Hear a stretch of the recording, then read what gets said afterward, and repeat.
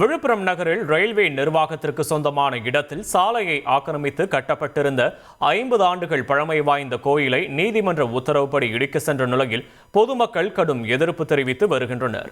கூடுதல் விவரங்களை செய்தியாளர் கோபிநாத் வழங்க கேட்கலாம். கோபிநாத் வணக்கம். இப்ப என்ன நிலவரம்? அங்க கள விவரங்களை பதிவு பண்ணலாம் கோபிநாத்.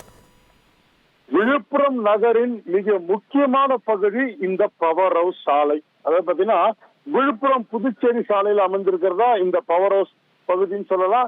இந்த பகுதியில பாத்தீங்கன்னா ஒரு 50 ஆண்டுகளுக்கு முன் இந்த பகுதி மக்கள் சாலையை ஆக்கிரமித்து ஒரு சிறிய அளவுல முத்துமாரியம்மன் கோயில் கட்டி வழிபட்டு வந்தாங்க.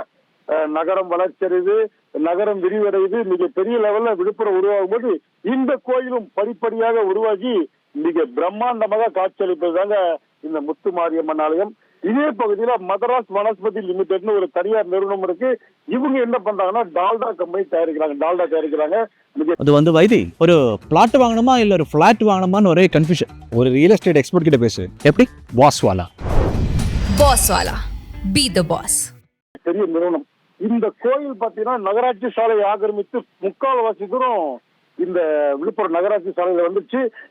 நிறுவனத்துக்கிட்ட வரி கேட்கறாங்க. நகராட்சியால நாங்க கட்ட முடியாதுங்க, கனரக வாகனங்களே இந்த பக்கத்துல வர முடியல, இது மிகப்பெரிய பாதிப்பு ஏற்படுத்துன்னு சொல்லி அவங்களும் தடுத்து நிறுத்துறாங்க, வரி கட்ட மறுக்கிறாங்க.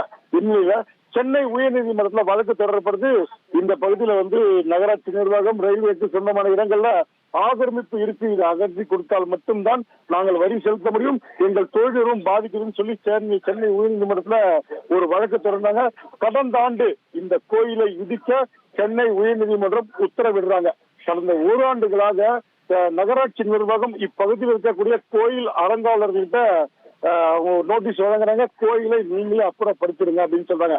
ஆனால் ஒரு ஆண்டு காலமாயும் அப்புறப்படுத்தாதால் தற்போது நம்ம பார்த்துட்டு இருக்க காட்சிகள் பவர் ஹவுஸ் சாலையில் உள்ள முத்துமாரியம்மன் ஆலயத்தை இடிக்கும் பணியில் ஈடுபட்டிருக்கிற.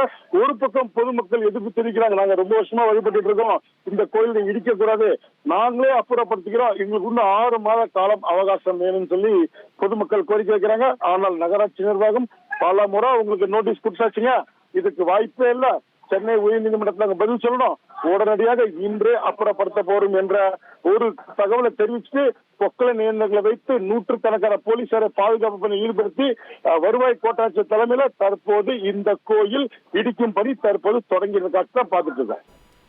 விரிவான விவரங்களுக்கு நன்றி கோபிநாத்.